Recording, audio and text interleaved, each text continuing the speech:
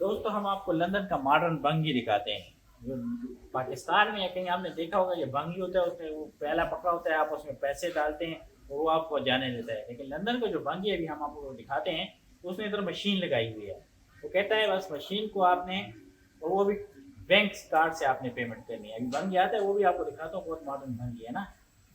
तो ये जब ये हम जाएंगे इधर, ये देखें, इज मशीन वर्किंग? ऑलराइट। तो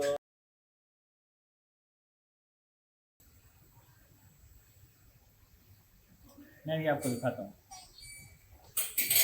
तो ये देखें, अब आपने पैसे कार्ड को टच करना है, जो बंगी का बैंक अकाउंट है उसमें पैसे चले गए और आप अंदर जाएंगे और ये हो गया पैसे। अब ना तो इसने पैसे जमा करने, न इसने प्याला रखा हुआ है, न किसी को बकाया देना है। सारे पैसे जाते हैं ऑनलाइन इस टॉयलेट और सफाई वाले के अकाउंट में, और वहाँ से वसूल करता है। न लेने की झंझट, न देने की झंझट, और पाक व साफ काम। मतलब सिर्फ सफाई करो, तनख्वाह वसूल करो और पैसे ऑनलाइन वसूल करो।